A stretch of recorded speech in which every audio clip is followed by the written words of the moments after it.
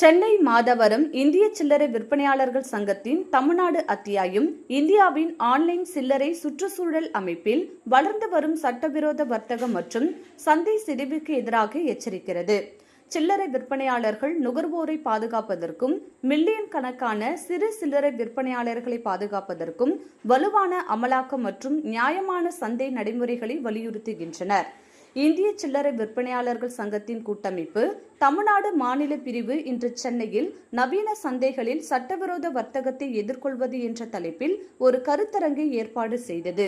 அங்கு சில்லறை விற்பனையாளர்கள், வர்த்தக சங்கங்கள் மற்றும் கொள்கை வகுப்பாளர்கள் ஒன்றிணைந்து இந்தியாவின் சில்லறை சுற்றுச்சூழல் அமைப்பை பாதிக்கும் 2 வேகமாக வளர்ந்து வரும் அச்சுறுத்தல்கள் குறித்து விவாதித்தனர். சட்டவிரோத வர்த்தகத்தின் ஆபத்தான உயர்வு மற்றும் நியாயமற்ற சந்தை நடைமுறைகள் அதிகரித்து வருகின்றன. போலி பொருட்கள், சட்டவிரோத விநியோக வழிகள் மற்றும் சந்தைகள் முழுவதும் இணங்காத பொருட்களின் புழக்கம் அதிகரித்து வருவது குறித்து பங்கேற்பாளர்கள் கடுமையான கவலையை வெளிப்படுத்தினர். அதே நேரத்தில் கொள்ளையடிக்கும் விலை நிர்ணயம், ஆழ்ந்த தள்ளுபடி மற்றும் சில விரைவான வர்த்தகம் மற்றும் காமர்ஸ் மாதிரிகளின் கட்டுப்பாடற்ற விரிவாக்கம் ஆகியவை சிறு சில்லறை விற்பனையாளர்கள் மற்றும் பாரம்பரிய வணிகங்களுக்கு கடுமையான ஏற்றத்தாழ்வுகளை எவ்வாறு உருவாக்குகின்றன என்பதையும் எடுத்துரைத்தது. சட்டவிரோத வர்த்தகம் மற்றும் நியாயமற்ற சந்தை நடைமுறைகள் இரண்டும் உண்மையான வணிகங்கள், அரசாங்க வருவாய், நுகர்வோர் நம்பிக்கை மற்றும் மாநிலம் முழுவதும் உள்ள லட்சக்கணக்கான சிறு வணிகர்களின் வாழ்வாதாரங்களை மோசமாக பாதிக்கின்றன என்று கருத்தரங்கு எடுத்துரைத்தது. இந்நிகழ்ச்சியில் திரு எம்.எல். விஜய் பிரபு, மாண்புமிகு சட்டமன்ற உறுப்பினர் மாதவரம், மாண்புமிகு சட்டமன்ற உறுப்பினர் திரு எம். ஹரீஷ், உதவி காவல் ஆணையர் திரு ஐ. ராஜபால், தமிழ்நாடு வணிகர் சங்கத்தின் செயலாளர் திரு மேர்மூஷ் காந்தன் வெள்ளையன், சென்னை உயர்நீதிமன்ற வழக்கறிஞர் திரு ஆல் தில்லிபாபு, எஸ். மதன்குமார், ஆலந்தூர் தெற்கு செயலாளர் தாவேகா ஆகியோர் சிறப்பு விருந்தினர்களாக கலந்து கொண்டனர். அனைவருக்கும் வணக்கம். தமிழ்நாடு வணிகர் சங்கம் பேரியக்கத்தின் சார்பாகவும் FRAI federation association of India சார்பாகவும் இன்றைய தினம் வணிகர்களுக்கு விழிப்புணர்வு முகாம் ஏற்பாடு செய்யப்பட்டுள்ளது. இந்த முகாமிற்கு பல மாவட்டத்திலிருந்து நிர்வாகிகள் இங்கே வருகை தந்துள்ளார்கள். இந்த முகாமின் நோக்கம், வணிகர்கள் நல்ல பொருளை, தரமான பொருளை வாடிக்கையாளர்களுக்கு தர வேண்டும்.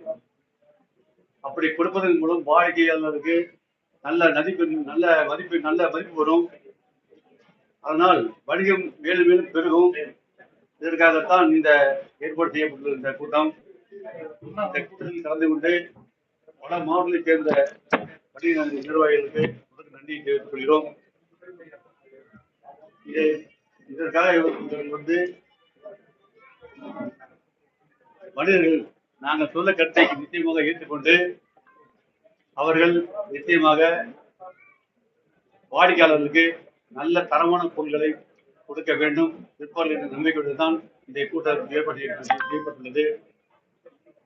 அரசாங்கத்தால் தடை செய்யப்பட்ட பொருளை, எந்த பொருளை யாரும் விற்கக்கூடாது.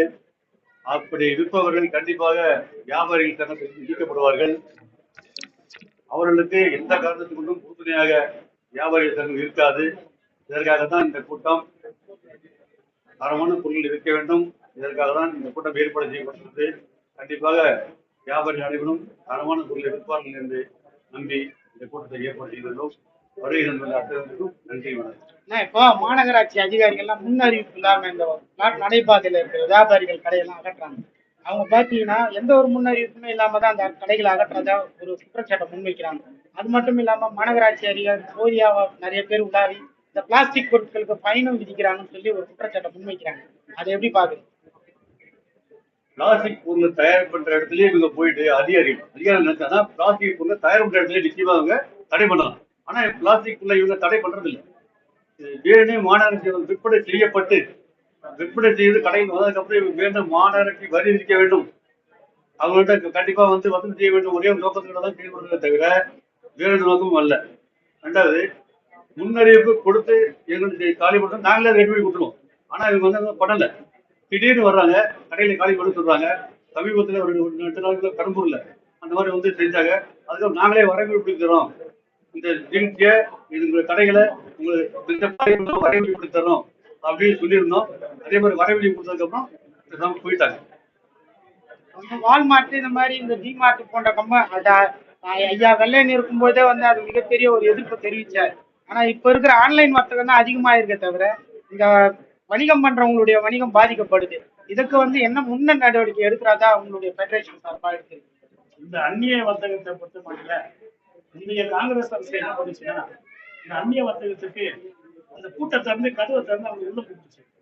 இப்ப இருக்கிற பிஜேபி அரசு வாசக்கால தேர்த்து எடுத்துட்டு அவங்க உள்ள கூப்பிடுது வணிகம் செய்ய. எந்த அரசு எந்த ரூபத்துல வணிகத்தை ஆதரித்தாலும் எங்களுடைய பேரையும் பேரவையும் அதை கண்டிப்பா எதிர்க்கும். அது ஒருபோதும் நாங்கள் ஆதரிக்கிறோம். நாளைக்கு தமிழக பட்ஜெட் மாநில அரசு ஒருமுறை தாக்கல் பண்றாங்க. இதுல வந்து வணிகர்களோட கோரிக்கை ஏதாவது எங்க எதிர்பார்த்து வணிகர்கள் சார்பாக நலவாரியம் தலைவர் வெள்ளையினுடைய அவர் இருக்கும்போது போராடின இந்த திட்டங்கள்லாம் வணிகர்களை பாதுகாக்கக்கூடிய சட்டங்கள் இது குறித்தெல்லாம் நாங்க தமிழக அரசு கிட்ட கோரிக்கை வச்சிருக்கிறோம். கண்டிப்பா இதெல்லாம் இந்த பட்ஜெட்ல வரும் நாங்க எதிர்பார்க்கிறோம். இந்த போதைப் பொருள் விற்பனை வந்து இப்ப தடை பண்ணும் தமிழக அரசு முன்னெடுத்த நடவடிக்கை எடுக்குது. ஆனா இப்ப போதைப் பொருட்கள் விற்பனை ஆகி கொண்டுதான் இருக்குது. இது வந்து உங்க அமைப்பின் சார்பாக இதற்கான முன்னெடுவடிக்கை எதனா எடுத்தீங்களா? எந்த வணிகரும் போதை வஸ்துக்களை தயார் செய்வதில்லை. இந்த போதை வஸ்துக்கள் எங்க வணிகர் அமைப்புல இருக்கிற யாருமே தயார் செய்யல. மாறாக வருகிறதை தடுக்க வேண்டியது அரசிடம் உள்ளது. இதை தடுக்கக்கூடிய கடமை அரசிடம் உள்ளது. எங்களது வணிகம் சார்ந்த எந்த வணிகர்களும் அதை பண்றதில்லை. மருத்துவர்களோட இல்லாம மருந்துகள் வந்து ஆன்லைன்ல வாங்குறாங்க. அது வந்து உடனே தேடாமல போயிடுது. தரமான மருந்துகள் கிடைக்கிறது இல்லை. அதுக்கான இது நீங்க பல்வேறு செய்தியாளர்கள் பல்வேறு ஊடகத்தில் சொல்லியிருக்கிறோம். ஆன்லைன் வர்த்தகம் என்பது எப்பொழுதும் வியாபாரிகளுக்கு எதிரானது, தீங்கானது என்பது நாங்கள் சொல்லியிருக்கிறோம். ஆன்லைன் வர்த்தகம் தான்